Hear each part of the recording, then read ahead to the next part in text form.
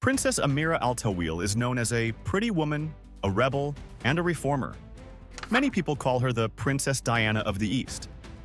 But why? How is her love story similar to the movie 50 Shades of Grey? And how did she help millions of women in Saudi Arabia? Her story is truly inspiring. But before we begin, don't forget to like and subscribe so you never miss a new video. Now, let's get started.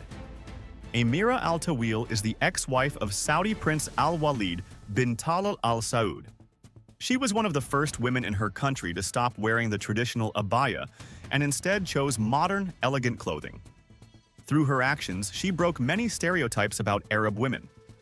In many Muslim countries, women are expected to dress modestly, covering their bodies and heads.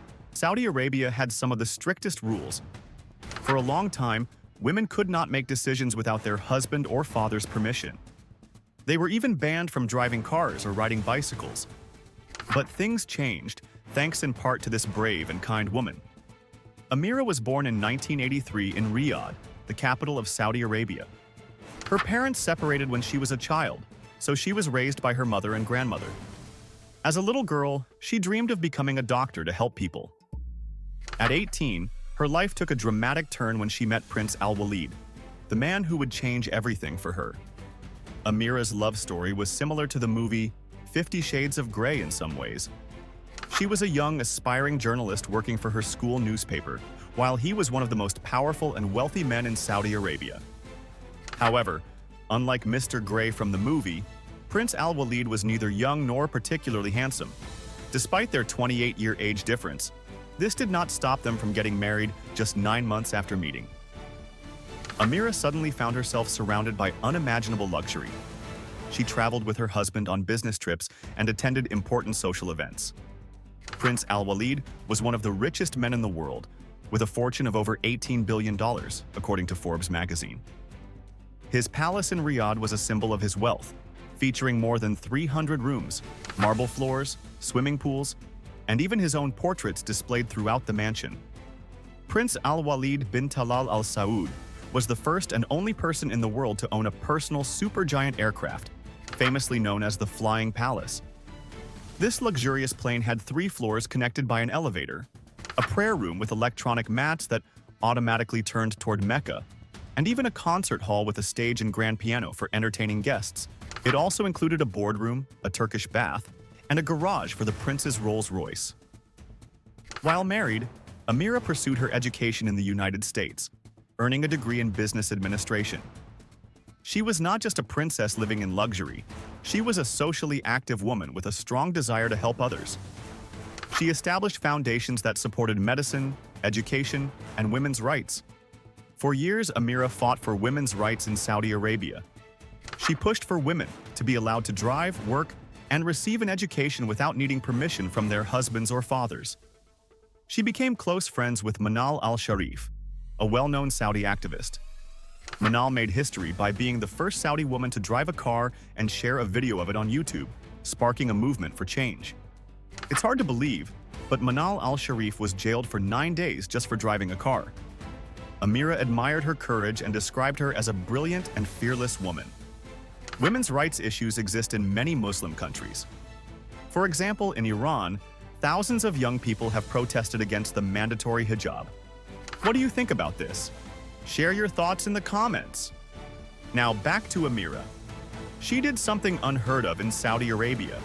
She participated equally with men in TV and radio debates on major global media platforms. In 2011, she attended the Voices of Change in the Middle East and North Africa session, where she spoke alongside former U.S. President Bill Clinton. When Ameerah appeared in the media without covering her face and spoke openly about women's rights, such as driving and voting, her husband's older brother publicly called it an insult to family honor. He even warned of serious consequences. But Ameerah didn't back down. She continued to follow her heart and fight for change. Then, in 2013, something unexpected happened.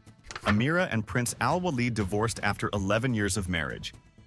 Even more shocking to Saudi society, Ameerah was the one who filed for divorce, breaking yet another tradition. The couple never had children together. Rumors suggested that their marriage contract prohibited Ameerah from having a child with the prince, as he already had two heirs at the time. However, the main reason for their separation was Ameerah's strong and independent public image. While she was loved by millions of ordinary people, her growing popularity irritated the prince's royal relatives. In just a short time, Ameerah became known as the Princess Diana of the Arab world. She remained active in humanitarian work, dedicating most of her time to charity. She has visited more than 70 countries, working to fight poverty and provide aid to communities affected by natural disasters. Her efforts led to the opening of the Center for Islamic Studies at Cambridge University, the creation of an orphanage in West Africa, and the establishment of a fund to help the poor in Somalia, which she personally manages. Her guiding principle in life is evolution, not revolution. 5 years after her divorce, Ameerah married billionaire Khalifa bin Buti Al Muhairi. Their wedding was a lavish and private affair held at the Château de Vaux-le-Vicomte in France. The guest list included royalty, aristocrats, and celebrities like Oprah Winfrey and Gayle King. A year after their wedding, Ameerah and her husband, Khalifa bin Buti Al Muhairi, welcomed their son, Zayed. The family now lives in a beautiful residence near Paris. In 2017, Ameerah's ex-husband, Prince Al-Walid, was arrested in a major corruption scandal. He spent nearly 3 months in detention before being released after paying a massive fine to the state treasury. Then, on June 24, 2018, a historic change took place in Saudi Arabia. The king finally allowed women to drive. Until that day, Saudi Arabia had been the last country in the world where women were banned from driving under the threat of punishment. Ameerah Al Taweel, along with other brave and socially active women, helped change the lives of millions of women, not just in Saudi Arabia but across the Muslim world. And their fight continues. What do you think? What rights are women still fighting for in different parts of the world? Are there any rights being violated in your country? Share your thoughts in the comments. If you enjoyed this video, don't forget to subscribe to the channel. See you next time.